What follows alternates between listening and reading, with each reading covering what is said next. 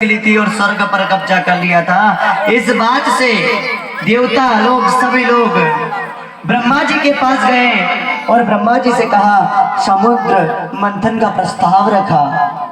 जब समुद्र मंथन का प्रस्ताव रखा गया तो ब्रह्मा जी ने मैं कह दिया भैया समुद्र मंथन के लिए तो आप भगवान विष्णु के पास जाइए। भगवान विष्णु के पास गए, भगवान विष्णु से कहा कि प्रभु हम समुद्र मंथन करना चाहते हैं, आप हमारा सहयोग करें। तो भगवान विष्णु ने कहा भैया समुद्र मंथन तो करो, हम सहयोग तो देंगे, लेकिन आप भगवान शंकर के पास जाइए। अब भगवान शंकर के पास गए और कहने लगे प्रभु हम समुद्र मंथन करना चाहते हैं। अब समुद्र मंथन तो करें, लेकिन ऐसा पर्वत कहाँ है, ऐसी रस्सी कहाँ है जिस द्वारा उस पर्वत को घुमाया जाए। अब भगवान शंकर से पूछा, भगवान शंकर ने कहा ठीक है कर लो। भगवान शंकर से कहा प्रभु हमारे पास ना तो मथनी है, मथनी आकार जैसा, ना तो पर्वत है, ना ऐसे कोई रस्सी है। भगवान शंकर ने कहा पाताल में वासु का नाग विराजता है और मंदरांचल पर्वत जो मथनी के आकार जैसा है उसको लेकर आओ और समुद्र मंथन करो। भगवान शंकर ने कहा ठीक है मैं आपका सहयोग करूंगा। मंदरांचल पर्वत को लाए, वासुकी नाग को लाए और समुद्र में रखा और जैसे ही समुद्र मंथन करने लगे, समुद्र मंथन होने लगा। एक तरफ तो दैत्य और देव दोनों, राक्षस और देवता दोनों करने लगे। एक तरफ राक्षस हो गए, एक तरफ देवता समुद्र मंथन करने लगे। अब समुद्र मंथन हो रहा, खींचने लगे, एक तरफ दानव दैत्य सब पर्वत जैसे ही खींचा जा रहा था, घुमा जा रहा था, पर्वत उस जल के अंदर, समुद्र के अंदर डूबने लगा। जैसे ही जल के अंदर जाने लगा तो उन्होंने भगवान से प्रार्थना करी, माँ लक्ष्मी से कहा। लक्ष्मी जी ने देखा, उन्होंने भगवान विष्णु से कहा प्रभु पर्वत तो समुद्र के अंदर जाने लगा है, हाहाकार मच जाएगा, अब क्या होगा। जैसे ही पर्वत गया भगवान विष्णु ने अपने अवतार लिया। कौन सा? भगवान विष्णु गए और भगवान ने कश्यप अवतार लिया। बोल कश्यप भगवान की। भगवान ने कछुए का अवतार लिया और समुद्र में गए, पर्वत के नीचे गए और पर्वत को अपनी पीठ पर रखकर भगवान उस पर्वत को ऊपर लेकर आए और फिर दैत्य और राक्षस और देवताओं ने समुद्र मंथन करने लगे। अब समुद्र मंथन होने लगा। समुद्र मंथन में क्योंकि पाताल के समुद्र के नीचे भाग में कौन था? अमृत का घड़ा। समुद्र मंथन होने लगा, एक एक करके उसमें से पेड़ निकले, घोड़े निकले, हाथी निकले, सब रत्न निकलने लगे। सब प्रकार के सभी जिसको जो जमा वो लेता गया। संतों ने हाथी ले लिया, किसी ने घोड़े को ले लिया, इंद्र ने, किसी ने वृक्षों को ले लिया। अब लक्ष्मी निकली, भगवान विष्णु ने ले ली। अब जहर निकला, वो कौन ने लिया? अब जब उस समुद्र मंथन में से सब चीज तो लेगी, लेकिन एक चीज बच गई। उस समुद्र मंथन में से जहर निकला और इतना कोलाहल जहर था कि अगर एक बूंद भी पृथ्वी के ऊपर गिर जाए तो पृथ्वी पूरी जल के भस्म हो जाए। राक्षस लोग और देवता लोग भगवान शंकर से कहने लगे प्रभु अब तो आ गई बारी आपकी, अब आप ही संभाले, इस जहर को कौन पी सकता है? मेरे भगवान शंकर ही उसको पी सकते हैं। भगवान शंकर से प्रार्थना करी कि प्रभु अब ये जहर इस पानी के अंदर, समुद्र के अंदर अगर फैलने लगा तो सारे जीव नष्ट हो जाएंगे जितने समुद्र के अंदर विराजित हैं। सारी पृथ्वी पर यह जहर फैलने लगेगा। भगवान शंकर तो भोले थे, आ गए और उस जहर को भगवान शंकर ने अपने कंठ में बसा लिया। आप सोचो कि भगवान शंकर कितने भोले हैं, गले में जहरे लेकिन भगत को आनंद लुटाते हैं, आंखों में आगे आनंद लुटाते हैं। क्यों कहा गया भगवान शंकर का रूप कैसा है कि अंग की भंग रंगी आँखिया और अंग भूभूति मसाने की सोवे, और व्याल की आल धारी जटा और जटा में गंगा की धार विराजे,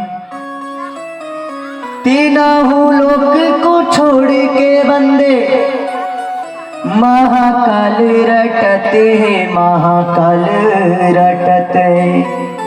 किस प्रकार अंग की भंग रंगे अखिया, हमेशा भगवान की भंग के नशे में आंख रहती है, और अंग भभूति मसाने की सोए। किस प्रकार का रूप बताया भगवान, अंग की भंग रंगी अखिया और अंग भूभूति मसाने की सोवे, व्याल की आल धरी जटा और जटा में गंगा की धार विराजे। किस प्रकार का स्वरूप है भगवान शंकर का, फिर भी अमृत लुटाते नहीं लुटाते भगत के लिए। सबसे भोला वही है, अगर शमशान में भी जाओ ना, नहा के नहीं आओ ना, और उनके मंदिर में चले जाओ तो भगवान शंकर बहुत खुश होते हैं। देखना कि पंडित जी ने कहा कि शमशान में से आओ ना, मंदिर में चले आओ, हनुमान जी के पास मत चले जाना, नहीं तो देंगे सोटेंगे। कौन खुश होते हैं? भगवान शंकर, क्योंकि वो तो शमशान के वासी है। हम क्या कहते हैं शमशान में भूत होता है, अरे शमशान में भूत नहीं, शमशान के अंदर तो मेरे बाबा विराजित है, मेरा वो भोलेनाथ, वो भूत भावन भगवान शंकर विराजित है। लेकिन हम डरते हैं शमशान के अंदर जाने से। देखना रात को हमारे पंडित जी जाएंगे आज,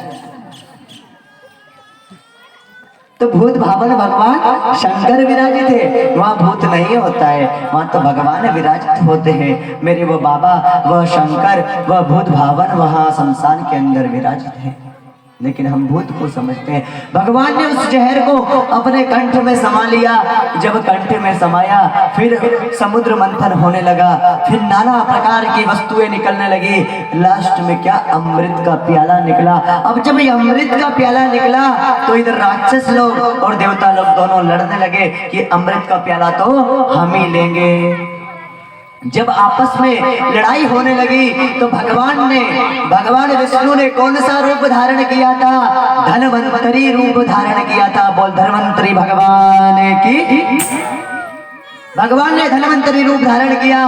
कौन सा? मोहिनी रूप में आए भगवान, मोहिनी के रूप में लेडीज का रूप धारण कर लिया भगवान ने। सज धज कर आए मेरे बाके बिहारी, इसे रूप में आए और कह दिया, अरे आप लड़ क्यों रहे हो? एक काम करो, सभी एक लाइन से बैठ जाओ, सभी को अमृत पिला दूंगी मैं। कौन कह रहे? भगवान। अमृत का घड़ा रख लिया और कह दिया देवताओं से, आप एक लाइन में बैठ जाओ, और राक्षसों कह दिया आप एक लाइन में बैठ जाओ। सभी ने कटोरा ले लिया हाथ हाथ में। भगवान नृत्य कर रहे हैं मेरे, अमृत का प्याला घड़ा उनके हाथों में और देवताओं को देने लगे। सबसे पहले उन्होंने देवताओं में से चालू किया तो एक राक्षस आकर बैठ गया। अब जैसे ही देवताओं को देने लगे भगवान को शक हो गया। उसमें एक राक्षस भी आकर बैठ गया देवताओं की लाइन में। उसने भी थोड़ा सा अमृत पी लिया और ये अमृत कहाँ तक पिया? सिर्फ मुंह तक, अपने गले तक अमृत पिया था। भगवान को शक हुआ और जैसे ही भगवान को शक हुआ तो वो भागने लगा, भागा जा रहा था। भगवान ने अपना सुदर्शन चक्र निकाला और उसकी गर्दन को उड़ा दी। और आज भी वो प्रसिद्ध है, राहु और केतु के नाम से प्रसिद्ध हो गया है।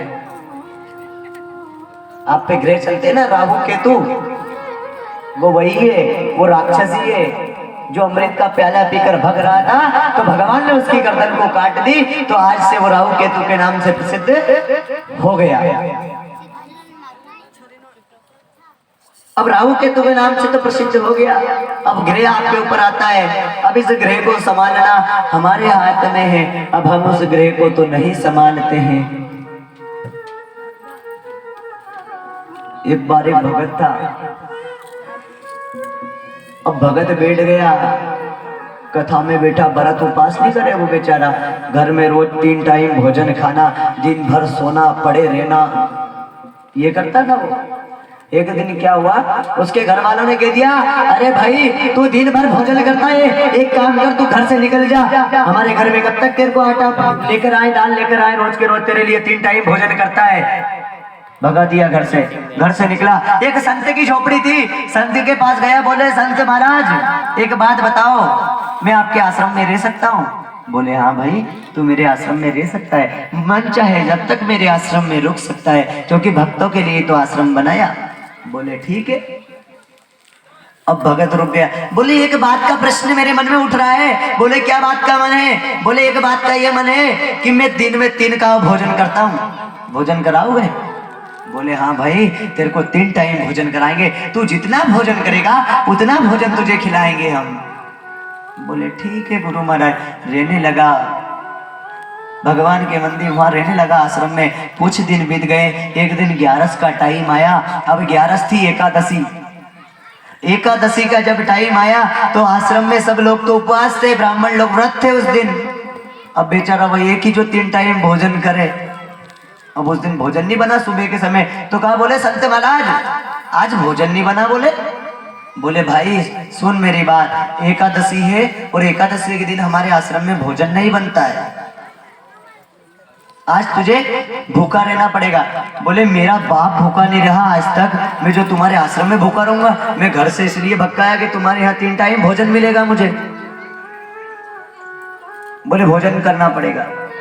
संत ने कहा एक बात सुन मेरी, बोले तुझे यहाँ आश्रम के अंदर तो भोजन नहीं मिलेगा, एक काम कर थोड़ा सा आटा ले और मेरे आश्रम की बाउंड्री से बाहर जाना और वहां भोजन बना के खा लेना। गया, भोजन बनाया। संत ने कहा सुन रे, अगर तू भोजन बना ले और उस थाली के अंदर जब भोजन रखा रहे तो क्या करना, ये जल लेना हाथ में, परमात्मा का ध्यान करना और कहना, ओ मेरे राम आइए, सीता राम आइए, मेरे भोजन का भोग लगाइए। राजा राम आइए, सीता राम आइए, मेरे भोजन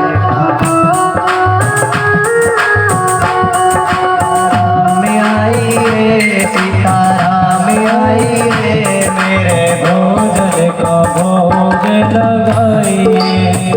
सीताराम आइए, राधे श्याम आइए, मेरे भोजन का भोग लगाइए। प्रेम का बढ़िया सुखाया है रोटी, प्रेम का बढ़िया सुखाया रोटी, प्रेम की बढ़िया सूखी रोटी, प्रेम का बढ़िया सूखी रोटी। आई प्रेम से पाओ मेरे राम जी, आओ प्रेम से पाओ मेरे। जल ले लिया हाथ में, बेटा है। भगवान ने सोचा आज तो भगत का उपवास करना है। जैसे जल लिया कहने लगा, राजा राम को भजा और भज लिया। भजते भजते भजते राम जी उसके सामने खड़े हो गए।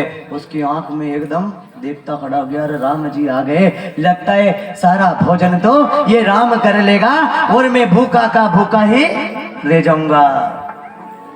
अब बेचारा करे क्या, भज लिया। संत ने कहा भगवान को भज लेना, भज लिया बेचारे ने। भगवान आके खड़े हो गए, भगवान ने भोजन कर लिया, अब कुछ भी नहीं बचा, भूखा रह गया। गया क्रोध में, अरे संत तुम्हारे भगवान ने सारा भोजन कर लिया, मैं भूखा का भूखा रह गया, मेरे बाप जमाने में कभी भूखा नहीं रहा और आज मुझे भूखा रहना पड़ा। बोले भाई ठीक है, काम कर, अगली 11 पे तू 2 आदमी का आटा ले जाना। बोले हाँ ठीक है। धीरे धीरे करते करते अगली 11 आई, 2 आदमी का आटा दिया, गया, फिर भोजन बनाया, फिर जल लिया, फिर कहने लगा, मेरे राम आइए, सीताराम आइए, मेरे भोजन का भोग लगाइए।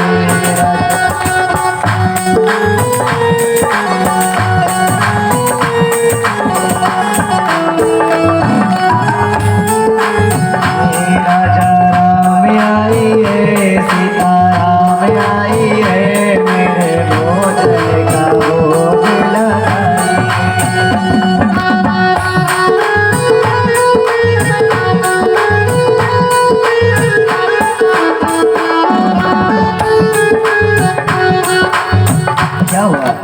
भगवान कौन आ गए?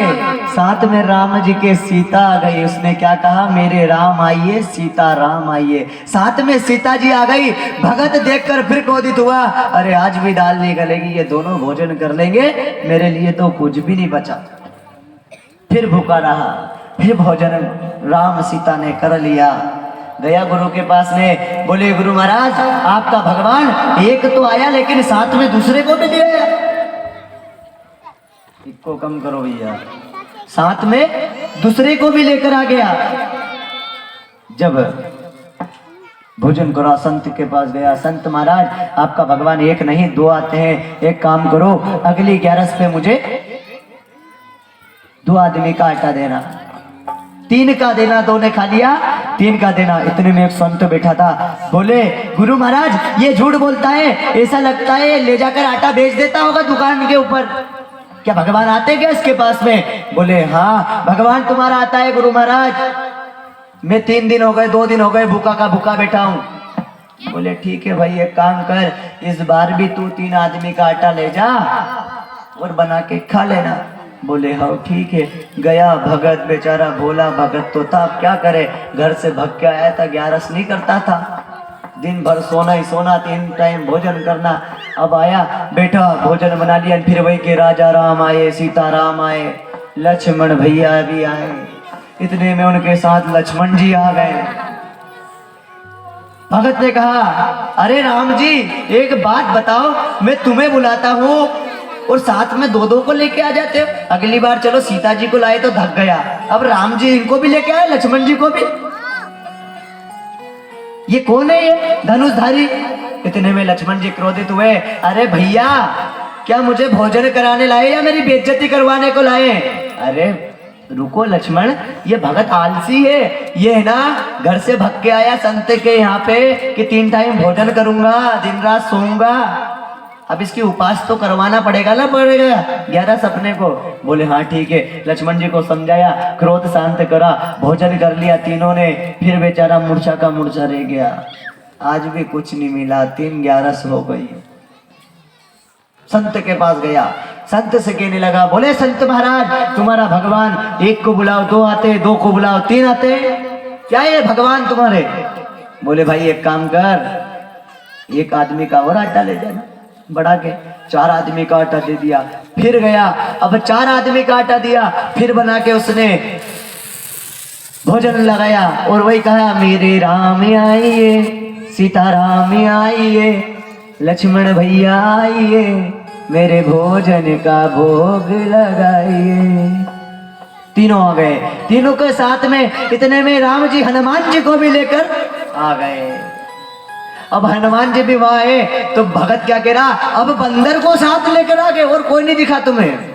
हनुमान जी क्रोधित हुए, प्रभु क्या बात है, ये मुझे बेइज्जती कर रहा है, आप भोजन कराने लाए हो? बोले हनुमान शांत रहो, ये भगत आलसी है, ये है ना 3 टाइम भोजन करता है, भक्ति नहीं करता भगवान की, इसकी 11 करवानी है। ऐसे करते करते हनुमान जी ने भी भोजन कर लिया। भगत बहुत पस्त हो गया, थक गया। बोले आज तो संत से कह दूंगा कि मैं तो तेरा आश्रम छोड़ के जा रहा हूं। बोले तू कहता है तेरा भगवान को भजूंगा और भगवान आएगा नहीं, बस तू भोजन करेगा, तेरा भगवान 1 को बजा 2 आया, 2 को बजा 3 आया, 3 को बजा 4था आ गया। बोले भाई एक काम कर, 5 आदमी का आटा ले जा। गया 5 आदमी का आटा ले गया। उस बड़ा चालाक था, उसने क्या करा, सूखा आटा रख लिया और जल ले लिया।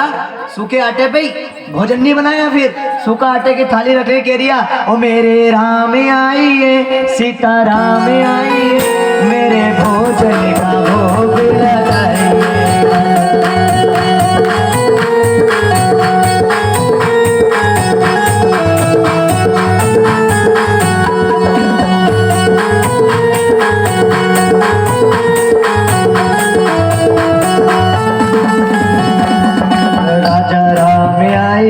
सीता राम आइए, मेरे भोजन का भोग लगाइए।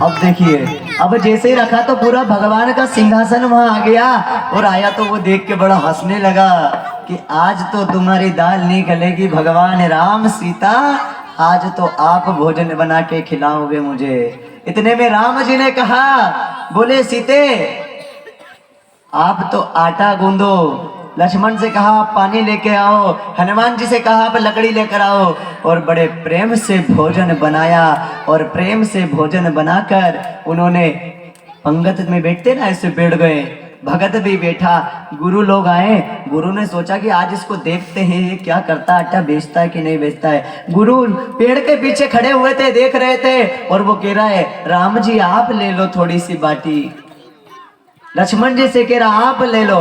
तो इतने में संत कह रहा महाराज, बोले ये पागल तो नहीं होगा, ये बात किससे कर रहा आखिर में। उनने कहा क्यों रे भाई तू किसको कह रहा है, राम जी ये ले लो, राम जी वो ले लो। तो बोले राम जी भगवान को कह रहा हूं, भगवान मेरे साथ भोजन कर रहे। बोले भगवान तेरे साथ भोजन कर रहे? बोले हाँ। बोले मुझे तो दिख नहीं रहे। इतने में उसने कहा, बोले आप है ना मेरे गुरु जी को दर्शन दे दो। किससे कहा? राम जी से। आप राम दरबार के दर्शन मेरे गुरु को करवा दो। इतने में राम जी ने गुरु को दर्शन कराया और कह दिया, क्या कहा कि अगर दास को दर्शन होता है, कल भी बताया था ना मैंने कि सतगुरु के चरणों में लगने से क्या बन जाती है? बिगड़ी बन जाती है। लेकिन साधु संत ने क्या करा कि वो दिन में फरियाल कर लेते थे, तो क्या दर्शन हो उनको? कोई दर्शन? बताओ आप मेरे को, अगर व्रत करने से आपको स्वर्ग मिलता है, बताइए मिलता है क्या? ना तो व्रत करने से स्वर्ग मिलता है और ना ही टीका लगाने से स्वर्ग मिलता है। स्वर्ग तो भगवान के नाम में, उस भक्ति में स्वर्ग है। उसके 2 अक्षर के नाम को भजने में ही भक्ति है। जब भगत घर से निकल आया, 3 टाइम भोजन करता था, उसका भगवान ने 5 11 करवा दी। तो 11 कैसी करें हम? ना तो फरियाल खाए। आजकल तो क्या होता है, जा रहे रे छोरा ऊपर से साबूदाना लाजे, आलू लाजे, बढ़िया से फरियाल बना के खाती है, फिर खा के सो जाते हैं। तो ये उपास क्या हमारा? तो खाने को मन चले तो खाएगा बेचारे, क्या ही करे भैया। उन भी कहते अरे आज तो उसकी चिप्स बनाना, काल उसका बनाना, ये बना बना के बड़े बड़े खाए, मन चले। काय का उपास करे वो? उपास थोड़ी करे, मन चले वो तो खाने के लिए। तो इसलिए भगवान ने कहा, क्योंकि उस भगत ने भोजन तक ग्रहण नहीं किया, क्योंकि भगवान ने खा लिया, उसका भोजन कहाँ ग्रहण करेगा वो। इसी तरह हम भी कैसी 11 करें, किस मन को अलग रख के, क्योंकि मन में बस होता कल 11 सही है, पहले से तैयारी कर ले। 10वीं के दिन से कह दे कल 11 से मेरी आलू ले आना, साबुदाने लेके आना। करते नहीं करते? तो ये कौन सी 11 है? ऐसी 11 नहीं होना चाहिए, क्योंकि एक कर्मा था, उस कर्मे की बेटी ने भी, उस जाट की बेटी ने भी भगवान को बुलाया था, भगवान को भजा था। लेकिन उसने भगवान को कैसे भजा था? मन से भजा था, भाव से भजा था। बैठ गई भगवान के सामने, बेटी से कह दिया, बोले बेटी मैं जा रहा हूँ कथा करने के लिए, मैं मेरा काम आ गया है, मैं काम करने को जा रहा हूँ, मैं 8-10 दिन में 15 दिन में आऊंगा। कितने दिन में? 15 दिन में आऊंगा। बोले हाँ ठीक है, आप जब 15 दिन में आओगे तो बोले तू एक काम करना, इस ठाकुर के मंदिर में जाके ठाकुर को भोजन लगा देना, इसको भोजन खिलाना। बोले पिताजी का आदेश है, ठीक है भोजन करवा दूंगी। गई, बैठ गई भगवान के सामने। भगवान के सामने बैठी, भगवान से कह रही है, बोले प्रभु मेरे पिताजी ने कहा है कि मैं जब तक लौट के ना आऊं तब तक तू भगवान को भोजन करवाना, और तुम इतना भोजन कर लो, भगवान इतना भोजन कर लो कि मेरे पिताश्री आए जब देखे कि हाँ भगवान ने भोजन किया है, नहीं तो मुझे डांट पड़ेगी। और हम क्या करते हैं, उसी तरह उस शिष्य की तरह करते हैं। शिष्य से कहा, रे शिष्य मैं 10 दिन के लिए जा रहा हूँ, तू भगवान को नहला देना। बोले हो ठीक है, मैं भगवान को नहला दूंगा। अब शिष्य से कह दिया, जामुन का पेड़ लगा था पास में, शिष्य ने क्या करा, सालिग्राम भगवान थे, उठाए फट से जामुन के पेड़ पे मारा, सालिग्राम भगवान ना जाने कहाँ गिर गए, मिले नहीं, और फट से जामुन का एक गिर गया। सालिग्राम भगवान को ढूंढा, भगवान नहीं मिले, तो जामुन का पेड़ उठा लिया जामुन को और भगवान की जगह रख दिया भगत ने। शिष्य ने उस जामुन को रख दिया। गुरुजी आए, 10 दिन बाद आए गुरुजी। गुरुजी ने कहा, ले पानी लेकर आ, मैं भगवान को स्नान कराता हूँ। बोले ठीक है गुरु महाराज। पानी लेकर आया, भगवान को नहलाने लगे गुरुजी। तो गुरुजी ने कहा, क्यों रे भगवान गीले गीले लग रहे आज, तो क्या बात है, तूने भगवान को ज्यादा स्नान करा दिया, भगवान को इतना स्नान करा दिया। अब जामुन का पेड़ पका हुआ, वो तो लगेगा ही सही। कहा ठीक है, क्या तूने खूब रगड़ के तो मेरे ठाकुर को नहीं नहलाया इसको?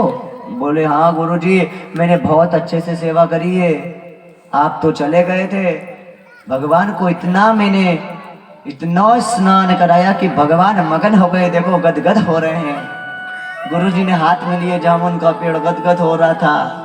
अब गुरुजी ने क्या करा, चल ठीक है, तूने अगर भगवान को नहलाया तो एक काम कर, मैं भी थोड़ा नहला देता हूँ भगवान को। जैसे ही गुरुजी भगवान को नहलाने लगे तो उसके जामुन की गुठली बाहर आ गई।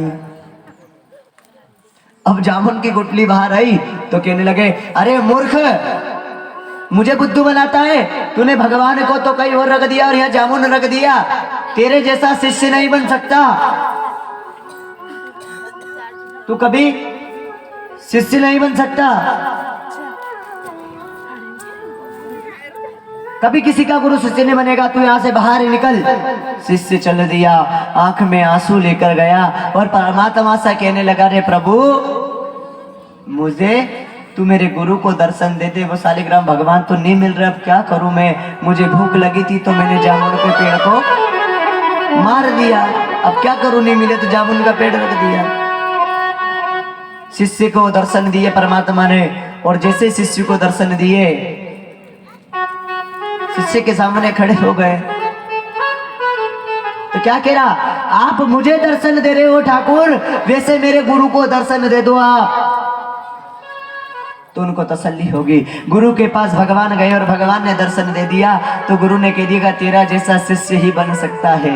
गुरु ने अभी तो कह दिया कि तेरे जैसा शिष्य नहीं बन सकता, क्योंकि भगवान किसको शिष्य को दिख गए, गुरु को नहीं दिखे, क्योंकि गुरु के मन में क्या होता है, गुरु तल्लीनता से भजता है, अगर मन से भजेगा तो भगवान दिख जाएगा।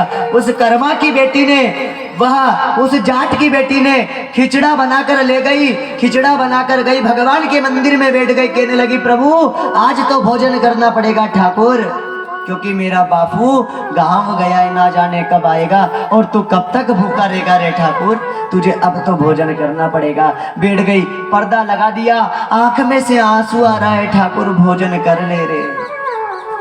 बैठी रही, पर्दा लगा कर, आंख में से आंसू आ गए, थाली भर कर लाई रे खींचड़ो, हो थाली भर कर लाई रे खींचड़ो, ऊपर